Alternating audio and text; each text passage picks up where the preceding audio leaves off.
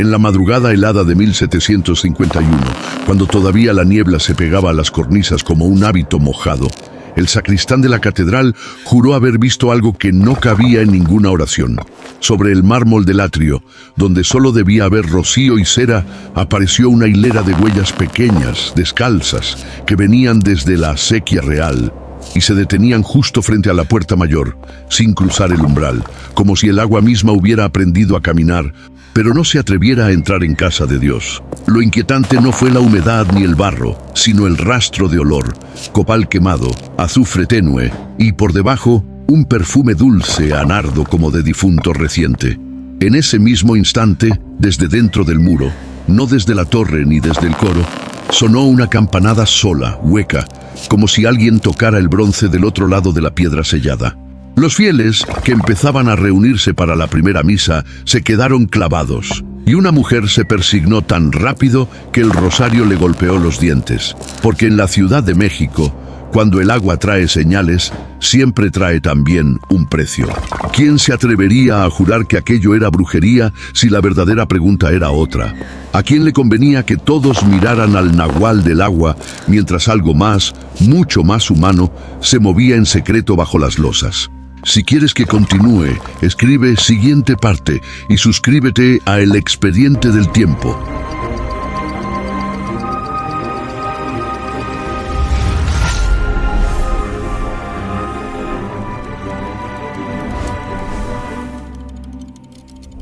A María Ignacia no le gustaban las historias de nahuales, pero sabía cómo nacían. Primero alguien desaparecía, luego alguien mentía, y al final el barrio necesitaba un monstruo para no señalar a los de carne y hueso.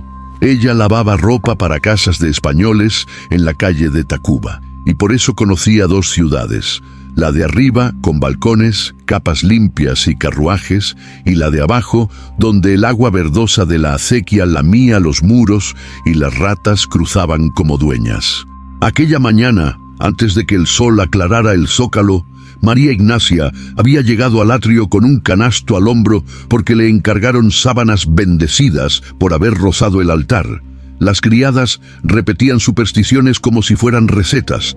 Fue entonces cuando vio el corro de gente y el gesto pálido del sacristán, que señalaba el piso con la punta de un cirio apagado. Las huellas estaban allí, frescas, como si alguien hubiera caminado descalzo desde el canal, dejando barro negro con una forma demasiado nítida, demasiado infantil, demasiado deliberada. Y sin embargo, el rastro no entraba, se detenía ante la puerta mayor con una obediencia inquietante, como si hasta el monstruo supiera de límites sagrados. Nadie se atrevía a limpiarlas. Un viejito murmuró que el agua trae ánimas. Una mujer aseguró haber escuchado la noche anterior un llanto debajo de los puentes. Y cuando sonó aquella campanada desde el muro, no de ningún campanario, la multitud retrocedió como si el mármol quemara. María Ignacia no retrocedió, no por valentía, sino por rabia.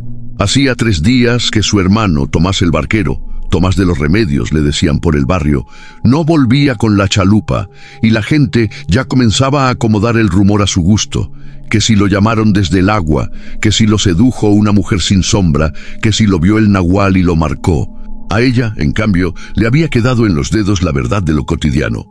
Tomás llevaba semanas transportando de noche unos bultos que no quería nombrar, bultos envueltos en petates que olían a metal húmedo y aceite, y cada vez que María Ignacia preguntaba, él apretaba la boca como quien muerde un secreto. No es cosa tuya, decía, y no mires a los ojos del que paga. La última vez que lo vio, Tomás traía el cuello raspado, como si una soga áspera le hubiera rozado la piel sin apretarla del todo, y miraba por encima del hombro a cada rato, con una prisa que no era de trabajo, sino de miedo. Entre la gente del atrio, un alguacil joven abrió paso con la vara, y detrás de él apareció un hombre de sotana negra y cara afilada, de esos que hablan bajo y miran como si contaran pecados. No hacía falta nombrar a la Inquisición para que el aire se volviera más frío. El clérigo se inclinó sin tocar las huellas y aspiró, como si oliera el rastro de un animal. «Copal», murmuró, y luego, casi sin mover los labios, «Alguien quiere que esto parezca indio, humo, hechicería». María Ignacia sintió que esa frase le encendía algo adentro. porque el barrio también olía a copal cuando había procesión, y nadie lo llamaba brujería entonces. El alguacil preguntó en voz alta quién había visto al responsable. Nadie respondió, pero muchos miraron a la acequia como si el agua pudiera delatarse sola. María Ignacia se agachó cerca de la última huella, justo donde el barro parecía más oscuro.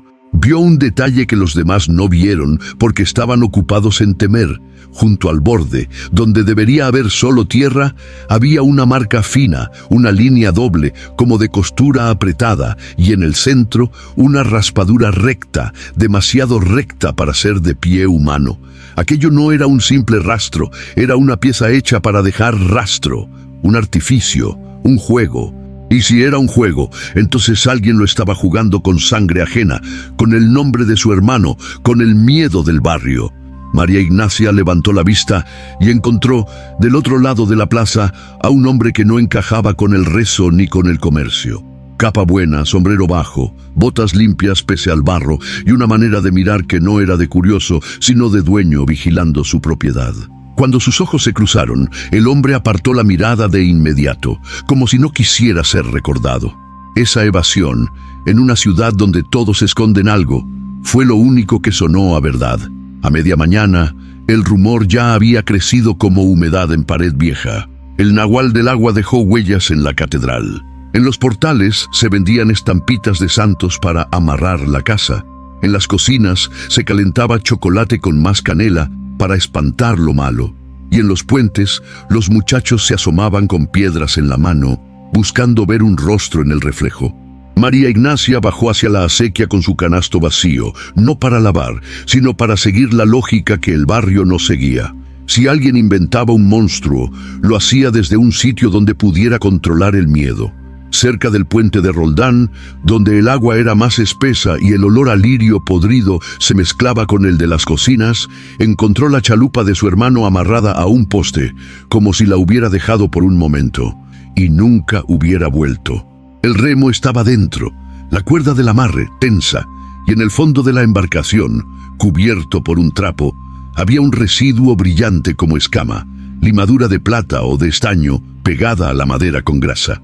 María Ignacia tocó ese brillo y sintió el escalofrío exacto de la certeza. Tomás no se lo había tragado el agua por capricho de espíritus, lo había tragado un negocio. Un niño le tiró de la falda y señaló hacia el canal, los ojos abiertos como monedas. «Señora, ahí va», susurró. María Ignacia siguió el dedo y vio, a unos metros, algo que se movía bajo la superficie, alargado, oscuro, demasiado grande para ser pez y demasiado silencioso para ser chalupa. El agua se abrió en una V lenta, como si arrastraran un bulto pesado sin querer hacer olas. En la orilla opuesta, bajo la sombra de un muro, alguien encendió algo. Un hilo de humo blanco subió con olor a copal idéntico al del atrio. Y entonces, desde el agua, emergió una mano pálida por un instante, no para pedir auxilio, sino para dejar caer sobre el lodo un objeto que sonó a metal, una pequeña campanilla, mojada, del tipo que se usa para llamar en sacristía. María Ignacia sintió que el corazón se le golpeaba contra las costillas, porque aquella campanilla explicaba la campanada imposible del muro, y también sugería algo peor. Alguien estaba usando objetos sagrados para fabricar señales profanas. Antes de que pudiera moverse, una voz masculina habló detrás de ella, tan cerca que le calentó la nuca. «No la toque, muchacha. Si la toca, la van a acusar de lo mismo que están inventando». María Ignacia se quedó inmóvil, con la campanilla mojada brillando en el lodo como un ojo, y sintió que el canal, de pronto, era una boca abierta que podía tragarse hasta los gritos. No se atrevió a girar del todo, solo ladeó la cara lo suficiente para ver al hombre que le hablaba. No era un viejo del barrio ni un cargador de pulque. Llevaba el cabello recogido con orden, la barba bien rasurada, la capa sencilla pero limpia. Y el olor de su ropa no era a humo doméstico sino a papel, a tinta seca y a calle recién barrida. Tenía la mirada serena de quien no necesita levantar la voz para imponerse. «¿Quién es usted?», murmuró ella sin apartar los ojos de la campanilla. El hombre se agachó con lentitud, no para tocar el objeto, sino para cubrirlo con la sombra de su mano, como si tapara una chispa para que no prenda. «Alguien que sabe cómo se arma una acusación», dijo, y cómo se desarma un cuerpo cuando conviene. María Ignacia sintió que el estómago se le volvía piedra. «Mi hermano», alcanzó a decir. El hombre la cortó con un gesto mínimo. «No pronuncie su nombre aquí. Hay oídos donde usted solo ve agua».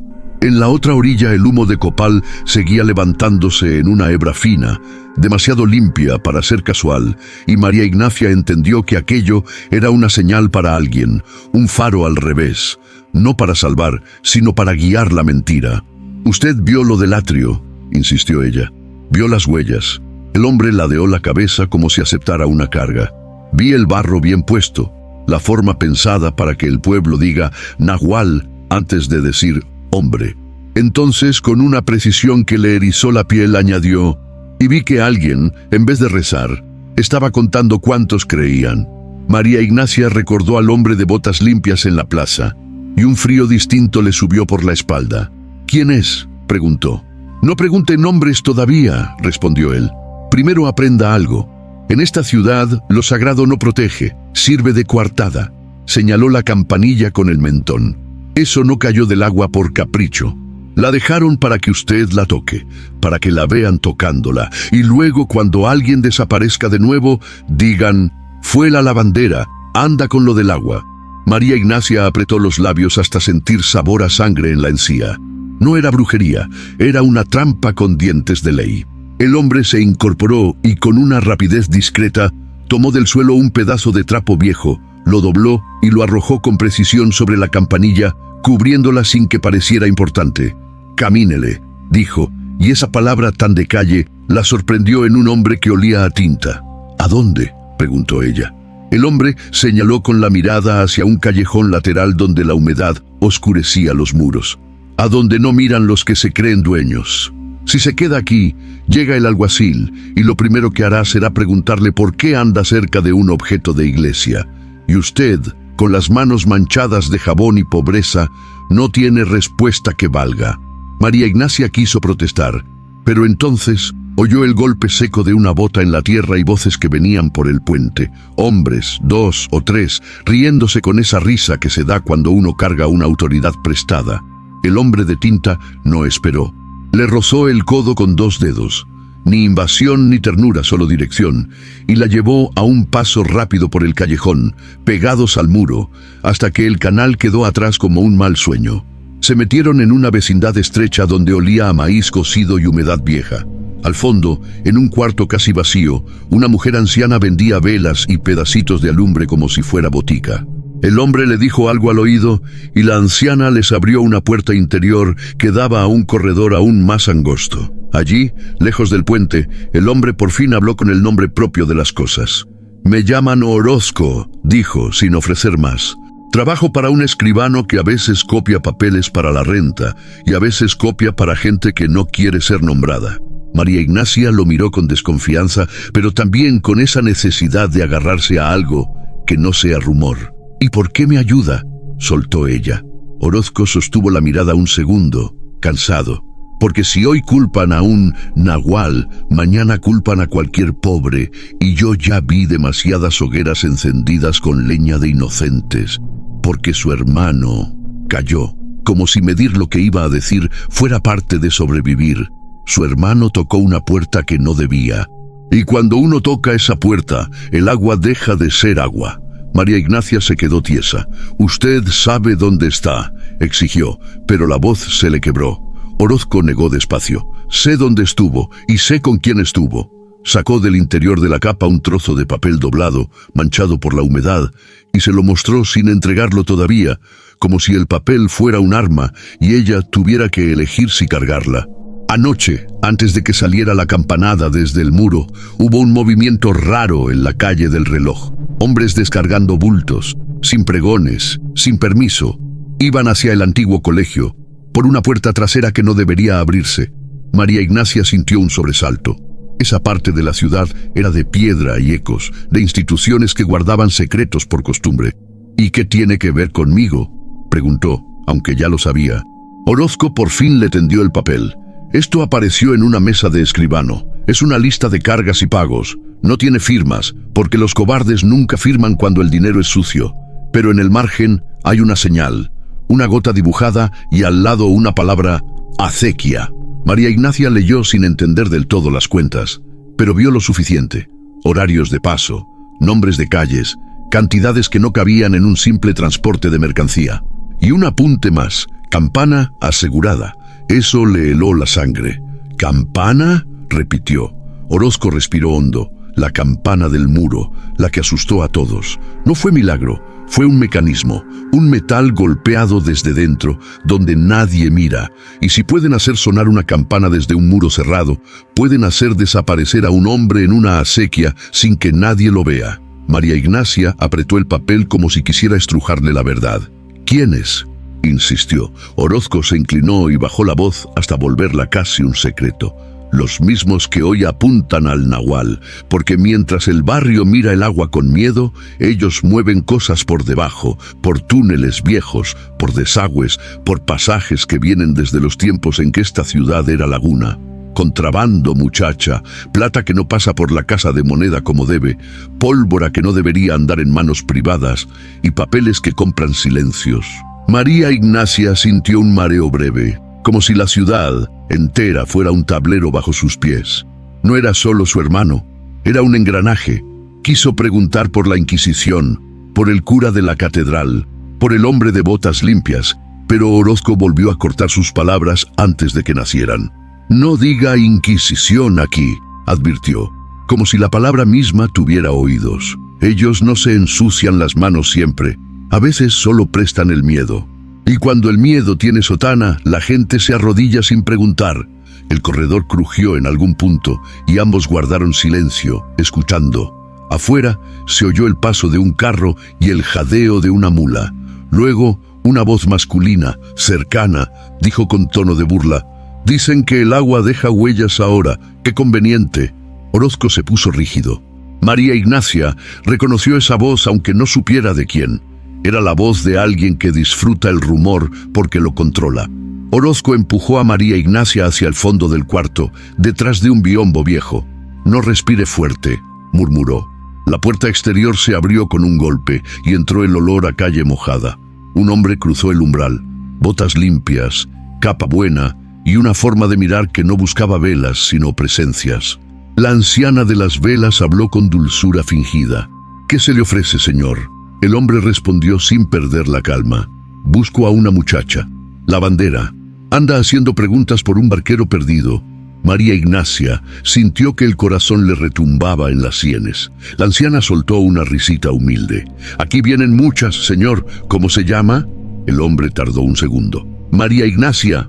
Decir su nombre así en boca ajena fue como sentir una mano en el cuello. Orozco, a centímetros de ella, apretó el puño con una furia contenida. El hombre de botas limpias avanzó un paso y su sombra cayó sobre el umbral interior.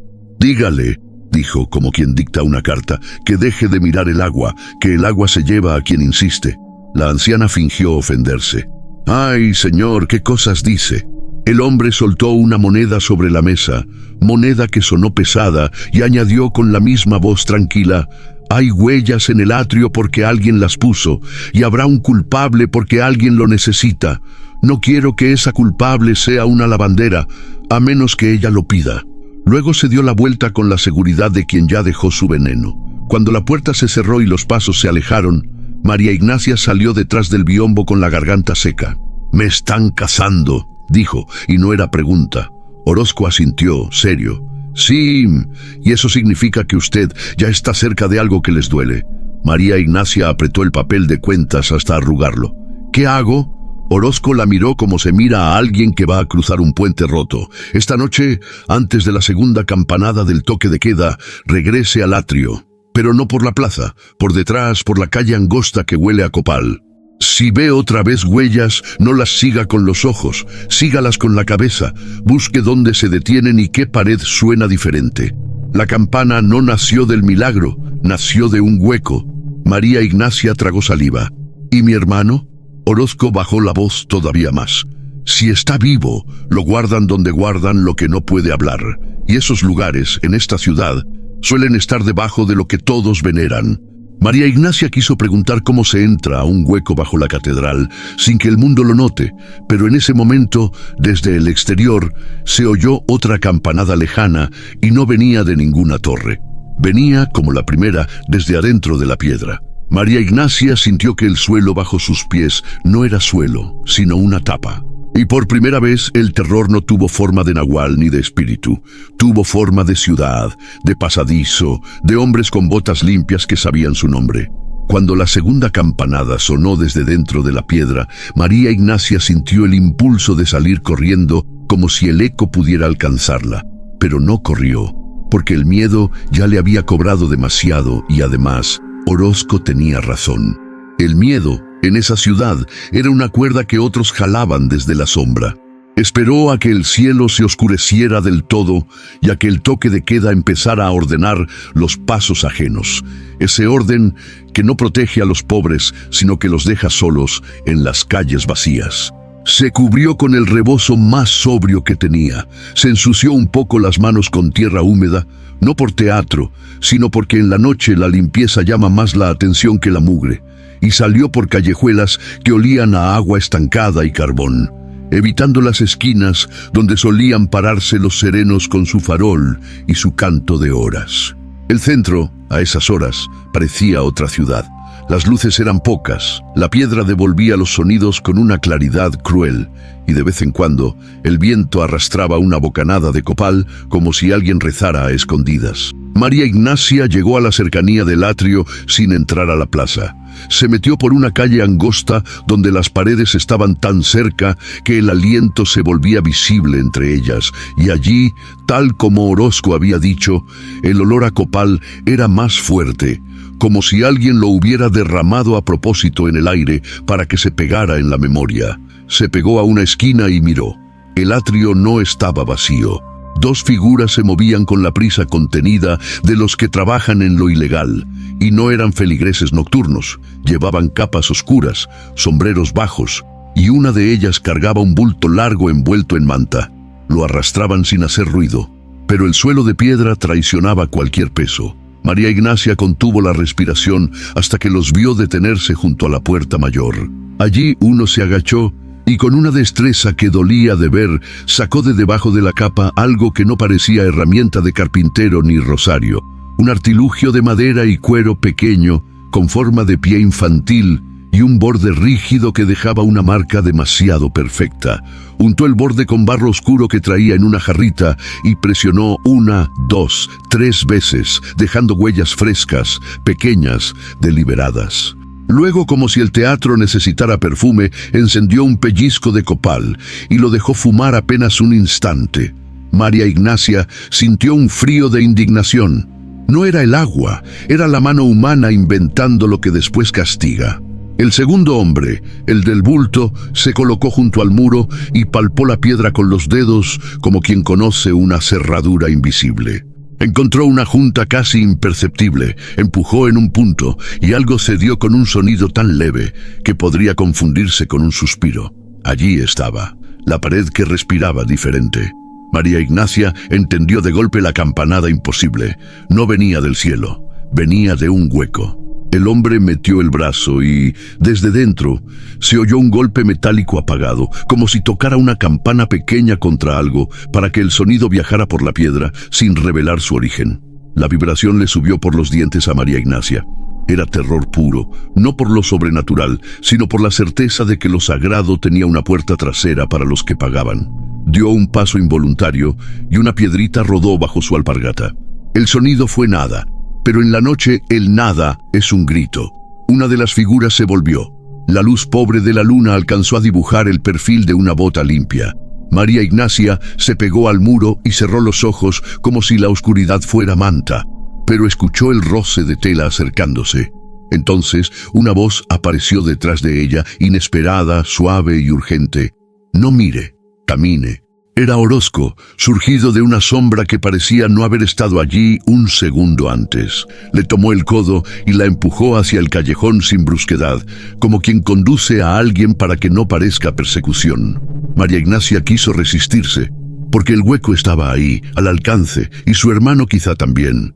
Pero Orozco le apretó el brazo con una fuerza que no era violencia, sino salvamento. Le vieron la falda moverse. Murmuró: si se queda, la atrapan, y si la atrapan, la convierten en la huella. No llegaron lejos. Desde la boca de la calle se oyó el chasquido seco de una vara contra piedra y una voz que ya conocían. Esa voz que disfrutaba el rumor porque lo gobernaba. ¡Qué casualidad! La lavandera en las cercanías del atrio a estas horas. María Ignacia sintió el corazón subírsele a la garganta. En la entrada, recortado por un farol, apareció el hombre de botas limpias. No venía solo. 2 alguaciles detrás y el tercero, más rezagado, llevaba un saquito que olía a copal incluso desde lejos. Orozco soltó el codo de María Ignacia y se adelantó un paso, como si fuera él el que acababa de llegar. «Señor», dijo con calma forzada, «la muchacha va a su casa, la acompañaba por seguridad». El hombre de botas limpias lo miró de arriba a abajo con una tranquilidad venenosa. «¿Y usted quién es para acompañarla?», preguntó ya sabiendo la respuesta. Orozco sostuvo la mirada un instante de más. Un hombre que no quiere problemas. El de las botas sonrió apenas, una sonrisa sin dientes.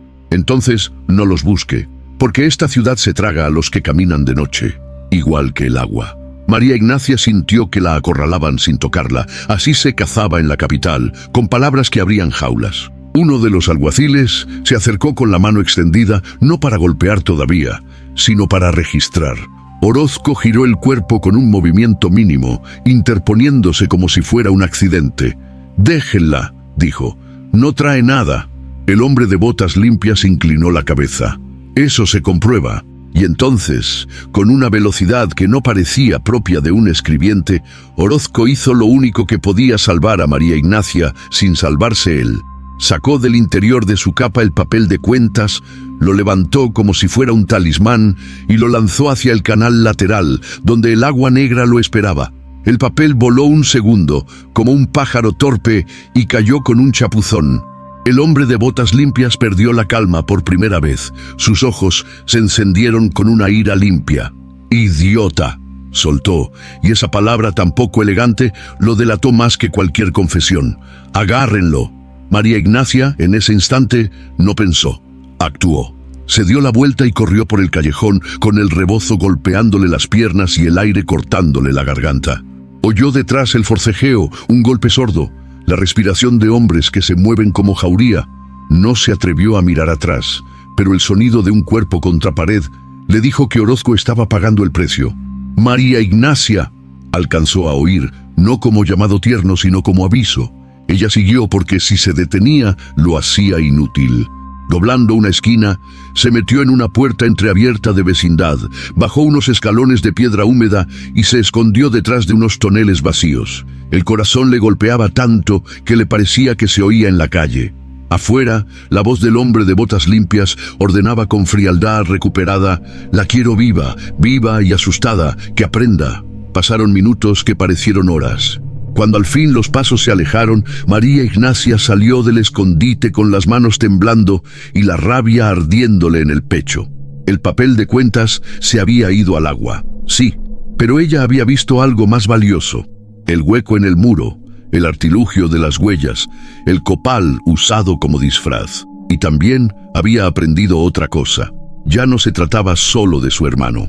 Se trataba de una maquinaria que protegía su secreto con la amenaza directa. Si Orozco había sacrificado la prueba, ella tendría que conseguir otra, una que no pudiera hundirse tan fácil.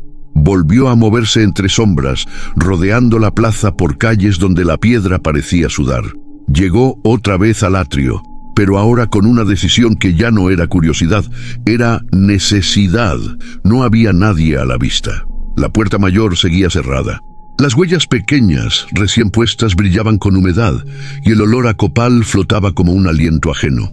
María Ignacia se acercó a la zona donde vio abrir el hueco y con los dedos fríos palpó la junta. Su tacto encontró el punto exacto donde la piedra cedía apenas, como una costilla falsa. Empujó. Nada. Empujó otra vez, con el peso del cuerpo. Esta vez, un clic minúsculo y una loseta se movió un dedo, lo suficiente para que una rendija respirara aire húmedo y antiguo. Un olor subió desde dentro, agua vieja, metal oxidado y algo más. un olor a sudor encerrado, a cuerpo que lleva horas sin ver cielo. María Ignacia sintió que se le erizaban los brazos. Metió la mano en la rendija, buscando a tientas, y tocó cuerda, madera, un borde frío que podía ser campana o mecanismo. Y entonces, desde el interior, llegó un sonido que casi la derrumbó, un golpe leve como de uñas contra piedra, y un susurro ronco, desesperado, que no venía del más allá, sino del fondo de la ciudad. Nacha. La voz era tan débil que podría ser imaginación, pero María Ignacia reconoció el modo en que su hermano acortaba su nombre cuando tenía miedo. Se le llenaron los ojos, pero no lloró. El llanto era ruido. «Tomás», murmuró con la boca pegada a la rendija. «Soy yo». Del otro lado, un jadeo, y luego silencio, como si alguien hubiera tapado la boca a la fuerza. María Ignacia sintió que el terror se le volvía hielo en el estómago. Alguien estaba ahí dentro con él. Alguien escuchaba, y como si la noche quisiera rematarla, oyó a sus espaldas el roce de pasos sobre piedra, lentos, seguros, sin prisa de serenos. Un farol proyectó una luz tibia en el suelo del atrio acercándose. María Ignacia no se giró. Se quedó con la mano dentro del hueco, atrapada entre la piedra y la verdad, sabiendo que si soltaba quizá perdía a Tomás para siempre. Y si no soltaba, la mano que venía detrás la agarraría a ella. La luz tibia del farol se deslizó por el mármol como agua lenta, trepando por las huellas falsas hasta rozar la rendija que María Ignacia acababa de abrir, y ella sintió que la piedra ya no era piedra, sino una puerta que la delataba con solo respirar. No tuvo tiempo de esconder la mano. El aire húmedo del hueco se le pegaba a los dedos, y al retirarlos dejó en el borde una mancha oscura de lodo y copal que parecía una firma. La voz del hombre de botas limpias llegó antes que su sombra, calmada, casi educada, como si estuviera entrando a un despacho y no a una trampa. «Eso que está tocando no es para usted». María Ignacia se giró despacio, porque cualquier movimiento brusco era una confesión, y lo vio a pocos pasos, recortado por el farol, la capa bien caída, la cara afilada, los ojos atentos de quien no se sorprende jamás. Detrás, dos alguaciles con la vara y ese gesto de hambre de autoridad que da el miedo a quedarse sin amo. María Ignacia tragó saliva y apretó el rebozo contra el pecho, como si pudiera guardar allí el pulso. «Busco a mi hermano», dijo, y la simpleza de la frase le pareció un desafío en un lugar donde todo se decía con rodeos. El hombre sonrió apenas, sin calor. Su hermano se lo llevó el agua. ¿No es eso lo que dice el barrio? ¿O ya cambió de idea y ahora cree en piedras que hablan? Dio un paso y el farol iluminó la juntura del muro, justo donde la loseta cedía un dedo. Él la miró como se mira una cerradura conocida. «No toque más», repitió, con una paciencia venenosa. «Deje que el pueblo tenga su nahual. La gente necesita historias para dormir». María Ignacia sintió que el terror le subía como fiebre, porque en esa voz estaba la certeza de que Tomás había dicho su apodo del otro lado y alguien lo había callado de inmediato. No era imaginación, era control. «No es un nahual», soltó ella, y la rabia le dio aire. «Son ustedes». El hombre no se ofendió. Al contrario, pareció divertirse de que por fin nombraran lo evidente. Se inclinó un poco, lo justo para que el farol le dibujara sombras duras en la cara. «¿Nosotros quiénes, muchacha? La iglesia, la ciudad, el agua». Hizo una seña mínima, y uno de los alguaciles avanzó. María Ignacia retrocedió hasta sentir la espalda fría del muro. El hombre de botas limpias bajó la voz como si fuera consejo. «A usted le conviene otra explicación, una que todos entiendan. Si mañana aparece una chalupa vacía y una mujer lavandera oliendo a copal, ¿qué cree que dirán? ¿Qué cree que firmará el cura con su pluma?» La amenaza no era el golpe, era el papel. María Ignacia notó que el suelo bajo sus pies estaba ligeramente húmedo, como si la piedra sudara, y comprendió que estaba parada encima de una ciudad subterránea, un laberinto que no necesitaba fantasmas para dar miedo. Cuando el alguacil estiró la mano para agarrarla, María Ignacia hizo lo único que podía cambiar la historia. Usó la verdad como distracción. Se lanzó de golpe hacia la juntura y empujó la loseta con el hombro. La piedra cedió un poco más, suficiente para abrir una boca estrecha, y de ella salió un golpe de olor a agua vieja y metal oxidado. El hombre de botas limpias soltó un «¡No!» que no era por ella, sino por el secreto expuesto. Esa exclamación tan humana fue el primer error que le regaló. María Ignacia metió la mano y tiró de lo que encontró a tientas. Una cuerda corta, áspera, y al jalarla sonó desde dentro un tintineo apagado, como si una campana pequeña chocara contra un soporte. El sonido se metió en el mármol y volvió al aire con un eco torcido, exactamente como las campanadas imposibles que habían asustado al pueblo.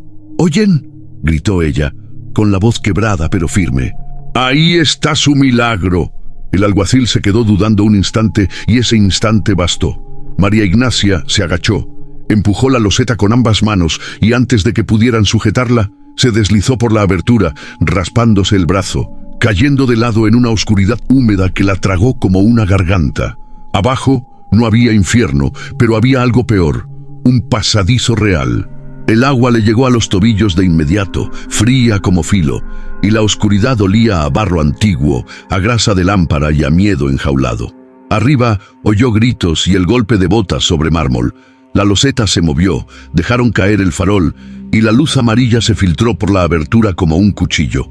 María Ignacia no se detuvo. Lanteó la pared con manos temblorosas, encontró un saliente y avanzó a ciegas, escuchando un goteo constante que parecía contar el tiempo. El pasadizo era estrecho y estaba hecho de piedra vieja, con tramos donde la bóveda se sentía baja, como si la ciudad la aplastara. De pronto, a lo lejos, un sonido, un golpe suave, insistente, y luego un gemido apagado, un jadeo que no era agua. «Tomás», susurró ella sin voz, y se le encendió el pecho con una mezcla de esperanza y terror, porque cada paso hacia él era también un paso hacia el lugar donde lo guardaban. La luz de arriba se fue perdiendo y la oscuridad se volvió completa, pero el pasadizo tenía vida propia. En una esquina alguien había dejado una lámpara de aceite escondida en un hueco, con la mecha casi consumida, como para que un hombre que conoce el camino no tropiece. María Ignacia la tomó con manos mojadas y la encendió con pedernal que encontró al lado, torpemente, rezando sin rezar para que el chisporroteo no delatara su posición. La llama prendió pequeña y temblona, y con ella vio lo que el miedo del barrio no había querido imaginar. Cajas apiladas en nichos, cuerdas, herramientas, un carril improvisado de madera sobre el que arrastraban bultos sin que el ruido subiera a la calle. Aquello no era escondite de brujos, era logística. En el aire, mezclado con el olor a humedad, estaba el rastro inconfundible de copal, usado no como ofrenda, sino como máscara. Más adelante, el pasadizo se ensanchaba en una cámara baja, donde el agua corría por una canaleta y, colgada de una viga, había una campana pequeña, de sacristía, sostenida por un mecanismo tosco de cuerda y palanca para hacerla sonar sin que nadie la viera. El truco estaba allí, desnudo, ridículo y aterrador a la vez, porque había funcionado. María Ignacia se acercó y vio, junto al mecanismo, el molde de pie infantil de madera y cuero, manchado de barro negro, con el borde rígido que dejaba la marca perfecta. Lo tomó un segundo, como si necesitara sentir el peso del engaño, y lo guardó bajo el rebozo. Esa era una prueba que no se hundía fácil. Esa era la mentira hecha objeto. El gemido volvió, más claro, y la guió hacia un arco bajo donde la piedra tenía marcas de uñas. Allí, en un rincón donde el agua no llegaba, estaba Tomás. No estaba muerto, pero estaba deshecho por el encierro, las manos atadas con cuerda, la camisa húmeda pegada al cuerpo, los ojos enrojecidos por falta de luz y sueño. Cuando vio la llama, primero retrocedió como animal asustado y luego reconoció el perfil de su hermana y se le desmoronó la mandíbula en un sollozo silencioso.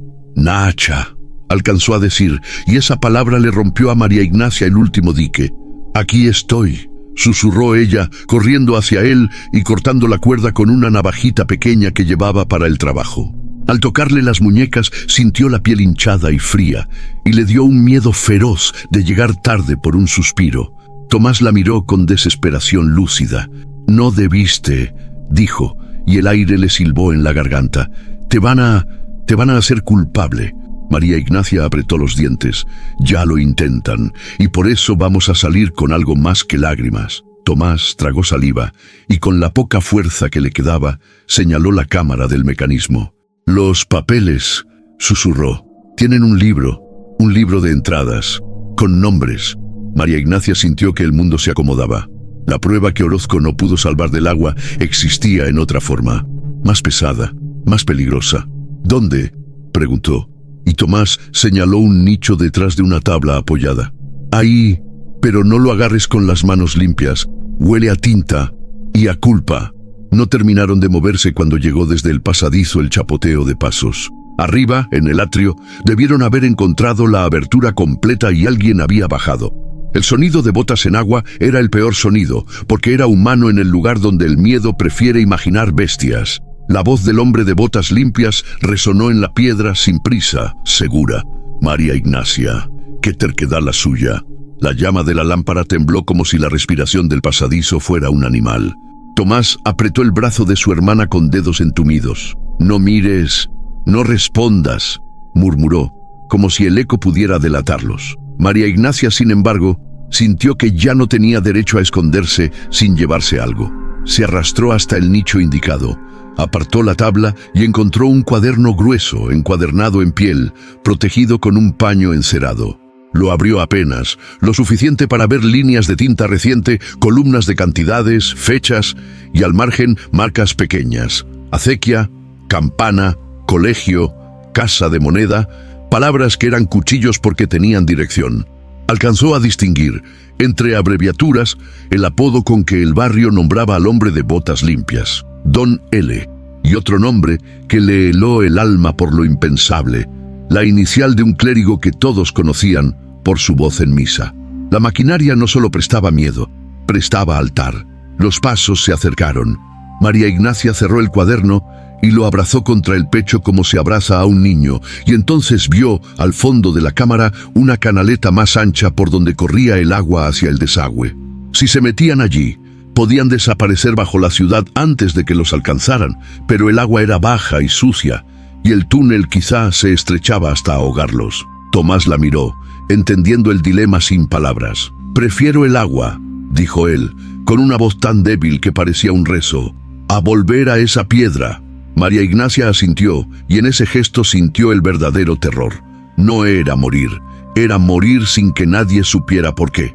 Se metieron en la canaleta, el agua subiéndoles a las pantorrillas, la piedra raspándoles las rodillas, y avanzaron a tientas, con la lámpara protegida por el cuerpo para que no se apagara. Detrás, el hombre de botas limpias entró en la cámara, y la luz de su farol rebotó en el mecanismo de la campana, en el molde de las huellas que ya no estaba, en el espacio vacío del nicho. Su voz cambió por primera vez, dejó de ser educada y se volvió filo. «El libro», le gritó, y el eco hizo que pareciera que la ciudad misma lo decía. Los pasos aceleraron, el chapoteo creció, y María Ignacia sintió el agua salpicarle la cara como si la acequia se burlara de ella. El túnel los llevó por debajo de calles que María Ignacia conocía de día, pero aquí abajo eran solo vibraciones lejanas. A ratos el techo bajaba y tenían que agacharse. A ratos el agua subía y les mordía los muslos con su frío. La lámpara parpadeó a punto de morir y el humo les llenó la boca. Tomás se tambaleó, y María Ignacia lo sostuvo con el hombro, sintiendo el peso de su hermano como si cargara el barrio entero. El miedo le hablaba con voces conocidas. Orozco golpeando contra una pared, la risa del hombre de botas limpias, el susurro desde la piedra. Y entonces, como una ironía de Dios o del azar, el túnel se abrió en un tramo donde el aire olía menos a encierro y más a calle. Vieron arriba una rejilla de hierro vieja por donde se colaba un hilo de luz de farol y se oían pasos de sereno cantando la hora. Estaban cerca de salir.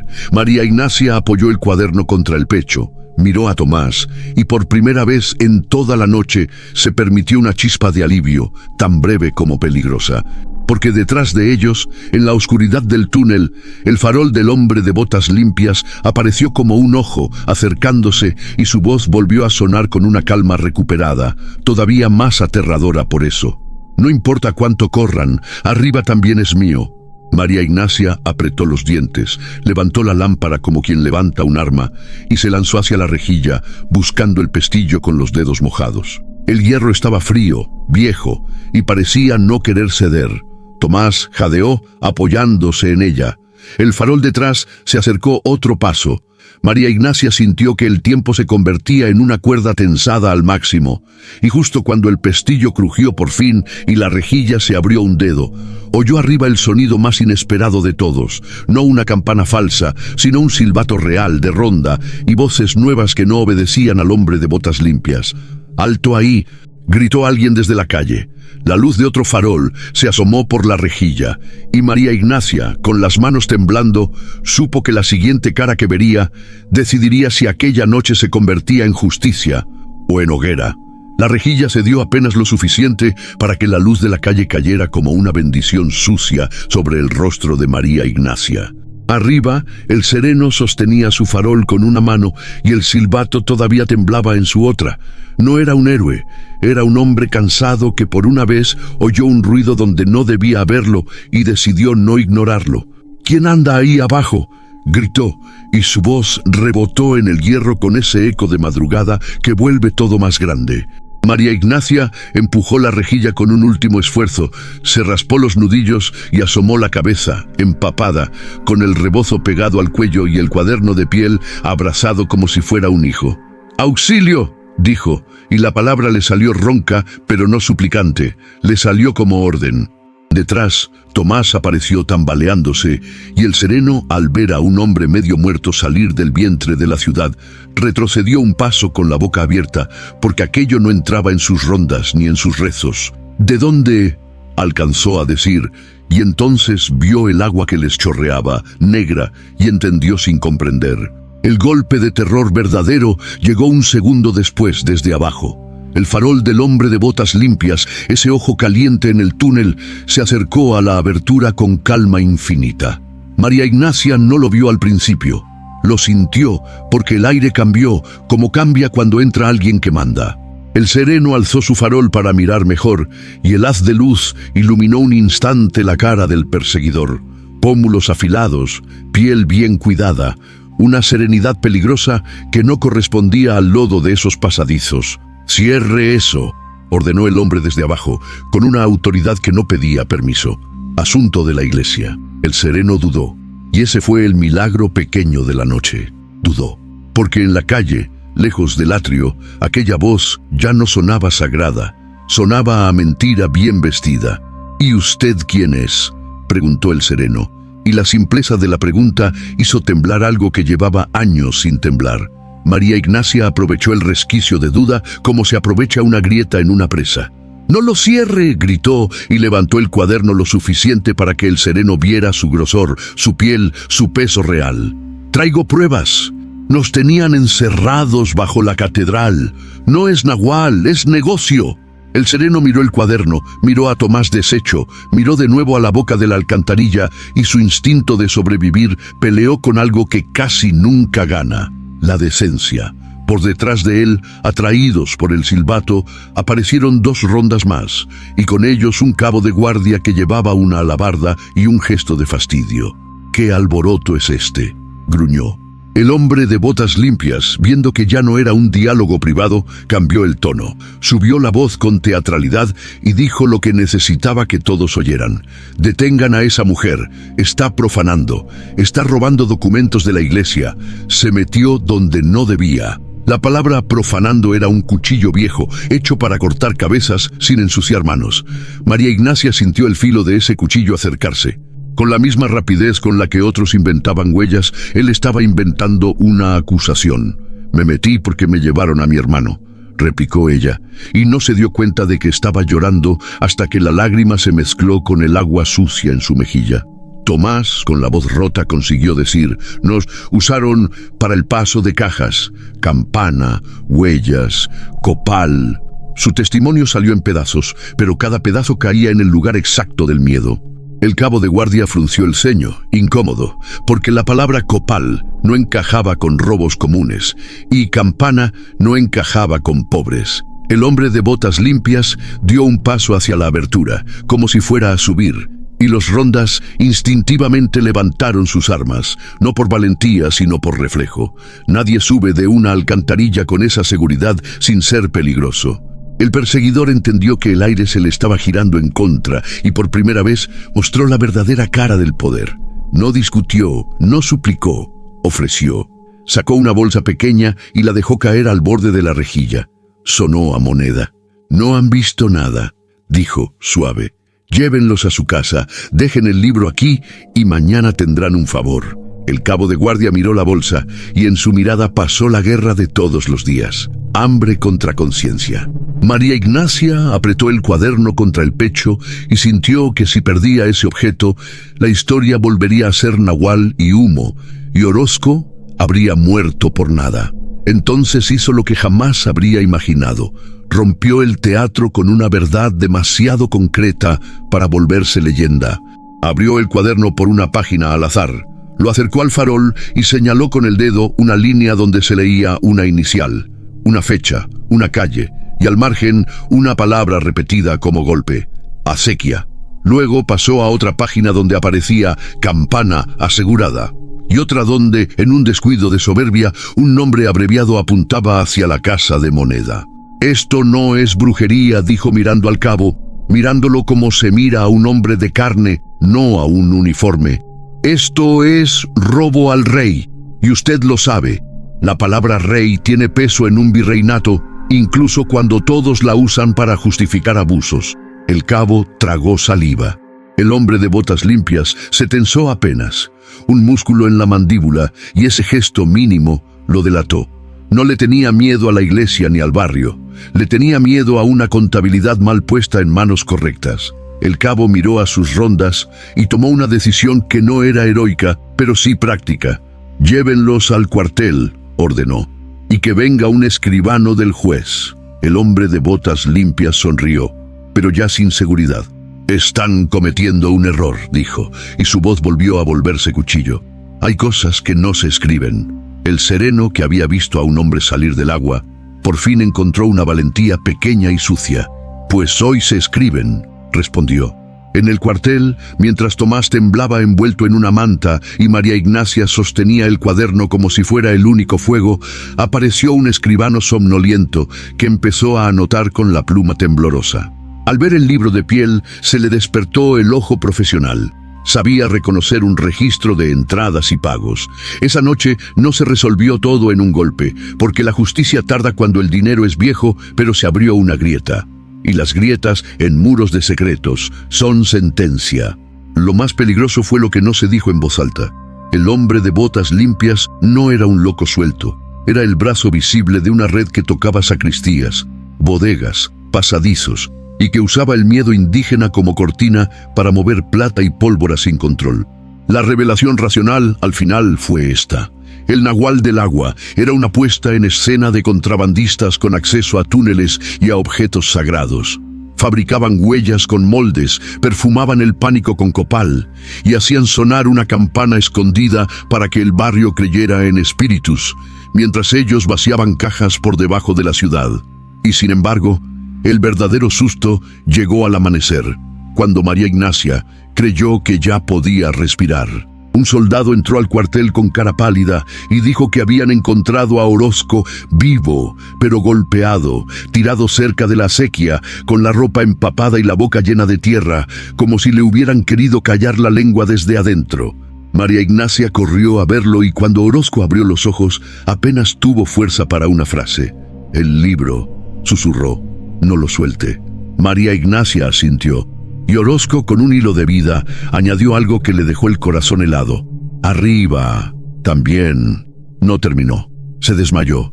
Y ese final incompleto fue peor que cualquier campana.